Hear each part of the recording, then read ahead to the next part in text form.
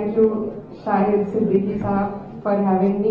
Thank you, नई दुनिया national forum, इतने खूबसूरत प्रोग्राम के लिए, और यहाँ पर जितने भी मेहमान हमारे बीच में मौजूद हैं, आप सभी का बहुत बहुत शुक्रिया।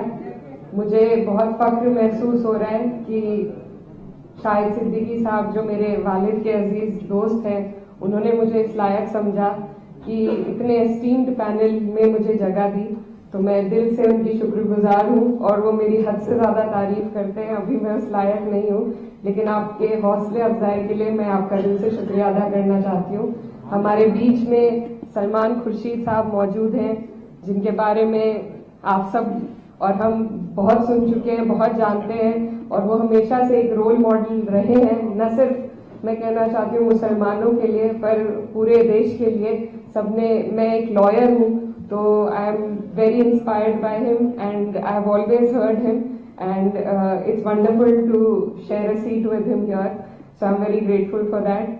मनोज झा जी, जिनको हम बहुत सुनते हैं पार्लियामेंट में और जिनसे बहुत प्रेरणा और सीखने को मिलता है, कैसे अपनी बात रखी जाए, कैसे सबकी बात रखी जाए, आपको भी मैं धन्यवाद देना चाहती हूँ।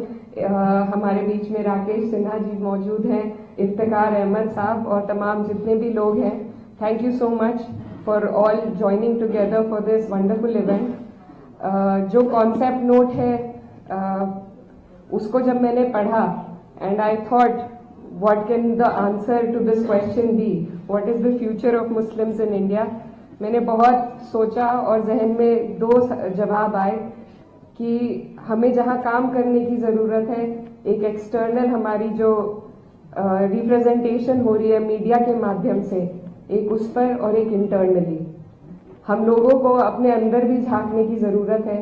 और जो कमियां हमें महसूस होती हैं उनमें अगर सबसे पहले हम पहल करें उन्हें सुधारने की, एक कौम इकट्ठा होकर सर जोड़कर जब बात करे और जो भी अपनी खामियां हैं उनको एक्सेप्ट करके आपस में हम फैसला करें कि क्या हम बेहतर कर सकते हैं, तो हमें जो बाहर से लोग कोशिश करते हैं ट्रिपल तलाक जैसी चीजों को लाकर ये हमें बताने की कि वो हमारे सेवियर्स हैं, इन सब चीजों से हम बच पाएंगे।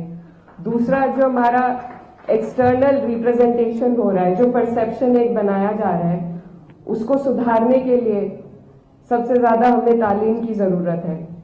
अगर हमारे लोग हमारे बीच से निकलकर हम सब लोग कोशिश करेंगे, मेहनत करेंगे कि हमारी आने वाली जो पीढ़ियां हैं वो बेहतर तालीम हासिल कर सके, ऐसी जगहों पर जा सके जहां से हम अपनी रिप्रेजेंटेशन बेहतर दिखा सके।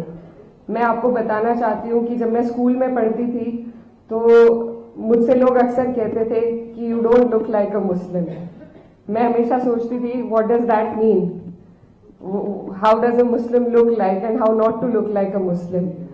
तो जब हम लोग अपनी जहनियत को दूसरों के साथ शेयर करते हैं, उनसे बात करते हैं, तो हमें महसूस होता है कि मुझ में और किसी और कम्युनिटी में कोई खास फर्क नहीं है। हम सब ने एक हिस्ट्री एक्सपीरियंस करी है, हम एक मुल्क के लोग हैं, हमारी समस्याएं एक हैं।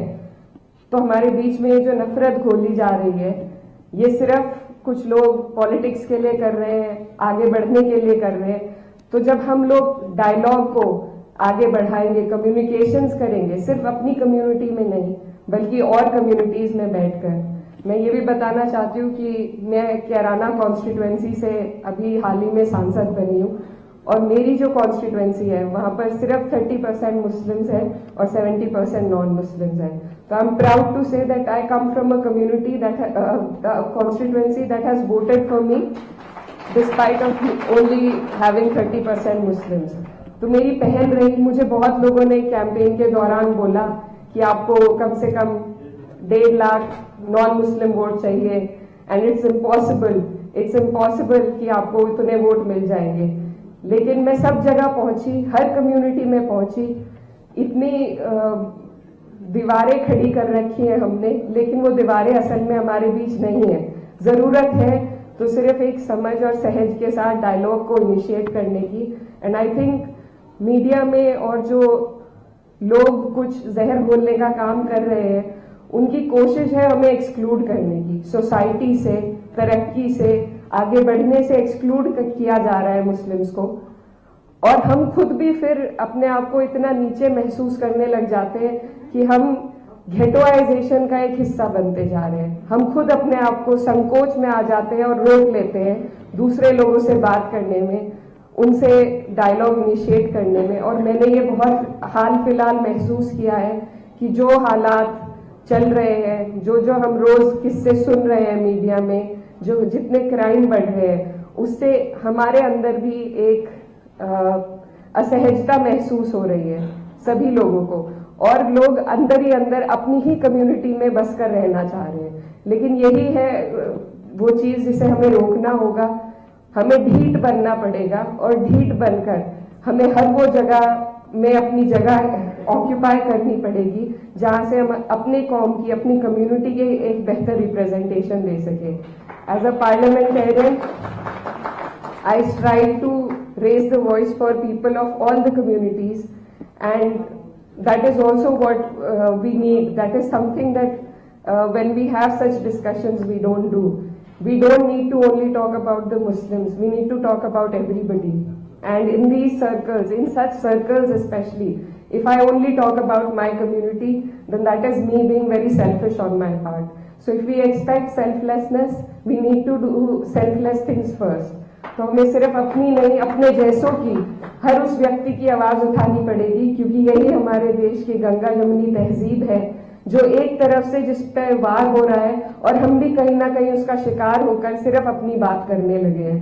तो हम सबको, ऐसे लोगों को जोड़ना पड़ेगा जो इस गंगा जमुनी तहजीब की हिफाजत करना चाहते हैं, और हम सबको एक दूसरे के लिए आवाज उठानी पड़ेगी। I think that is what the future holds for us, and if we move in this direction, I think it will be a better future. So and we have people amongst ourselves here जो हर जात, बिरादरी और धर्म की जो boundaries है उनको लांग कर यहाँ पर मौजूद है। और ऐसा हमने कई चीजों में देखा है। जब CAA NRC की प्रोटेस्ट हुई थी, तो I think more than Muslims there were other communities who had come forward to support us. So we need to stand for each other, we need to look within ourselves and do better for our community, and then to stand for other communities.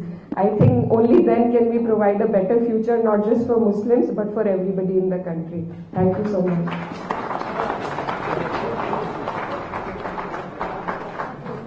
बहुत शुक्रिया इकरा ने बहुत ही important बात कही है, घेटोआइजेशन की।